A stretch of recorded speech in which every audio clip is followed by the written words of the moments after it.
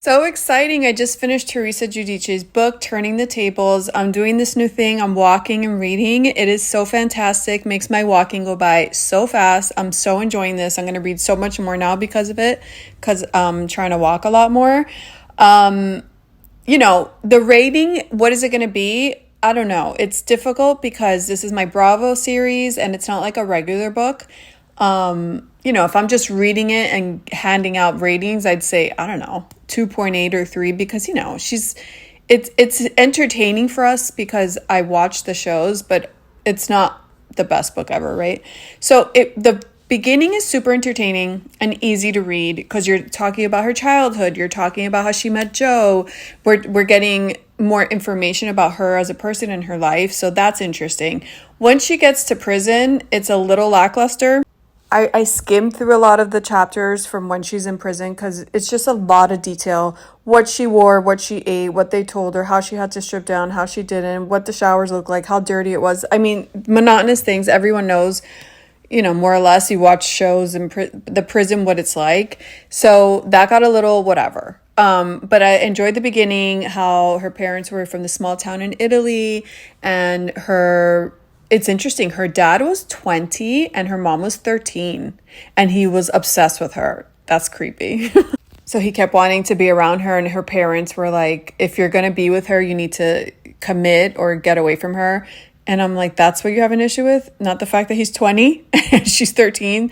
Long story short, they end up together and her mom was raised by her grandparents because her parents passed away early and her mom had a tough upbringing and had a lot of responsibility on her shoulders. So she was probably a very mature woman by the time she was 15 and whatever that means. But then they moved to the States. The dad first moved. So the dad, before they started dating, moved to the States because he wanted to make a better life for himself. And he would write to Antonia, the mom, and she said, if you want to be with me, you better come back here and prove it. So he did. He went back there.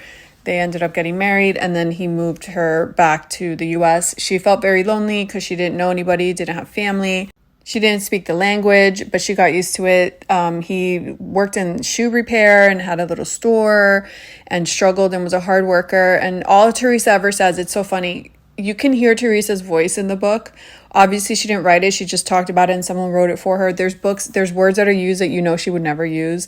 Eloquent words thrown in there from time to time, so it's funny. But you can hear her say, me, I'm all about family, and I could never do anything bad. It's just not in me. That's so Teresa. That's her throughout the entire show. She's always lecturing about what she is and what she isn't. She's pretty delusional, but that's Teresa. That's who she's always been. She has zero self-awareness, and it's all over the book.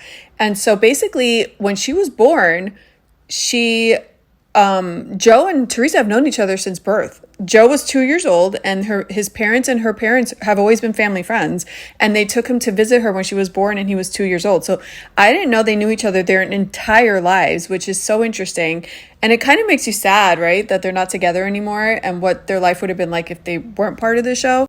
So she's basically always had a crush on him. He maybe had a crush on her, but they were just close family friends, always playing together, holidays, all that stuff. And then once they reached high school, they would date other people, but they would hang out a lot. And then at one point, when they finally decided to get together when they were older in her 20s, then she's like, it's a good thing that we both dated other people because we were ready for each other. She lived at home till she was 27. That's crazy. She was 27 when she finally got married and left home. So she went from her home house to Joe's house and she never had any freedom as a woman independently. That's kind of crazy to hear. And then her and her brother Joey were super close and always got along and best friends. So that's also interesting. She did say her parents were uber strict and never let her do anything, although she did get in fights over boys in school and get jumped and stuff. She talks a little bit about that. And then she did go to college and she got her associates in brand merchandising or buying. And she did work for Calvin Klein and Macy's. So she had a little bit of a career before she got married, got pregnant, and then decided to stay home because Joe was doing pretty good and she could. And then they ended up building this home. And then another home, which was what you saw on the show.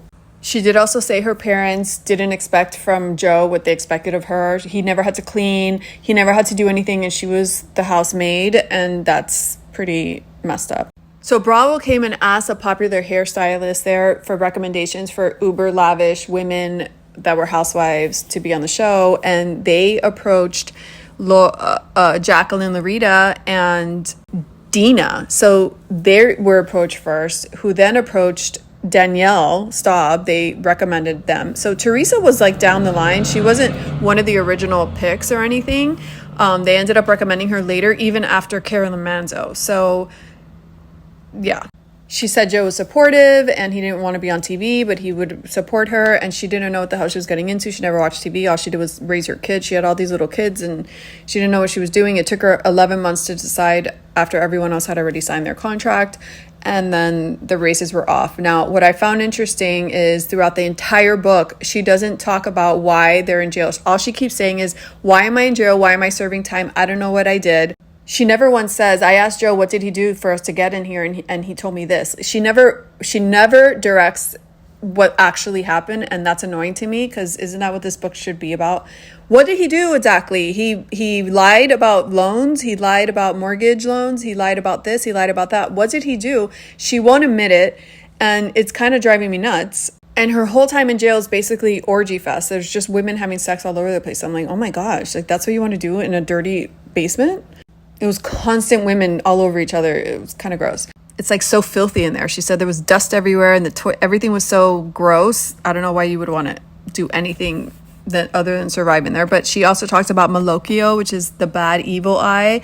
In Italian, it's so funny because the Cubans call it mal de ojo, and then they get the little black asabache, they call it, the jewelry to put on the babies so they ward off the evil eye. So I guess every culture kind of has like that same notion. The book was fine. The first half is better than the second. She talks about how much she loves Joe throughout the whole entire book. Oh my gosh, she's obsessed with him. So I don't know at what point that fell off.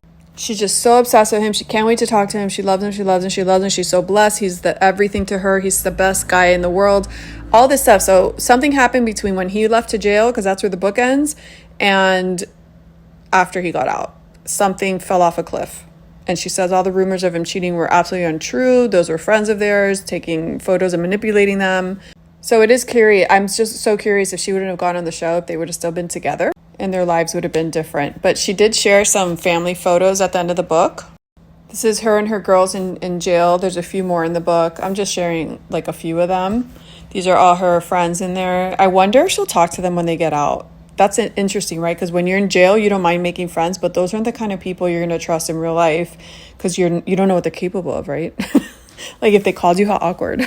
You want to come over? I don't know if they would do that. This is her and her mom and her dad when they were young. She looks just like her dad. This is her when she's little. She looks like all her daughters. I mean, that looks just like Gia. How crazy, how cute.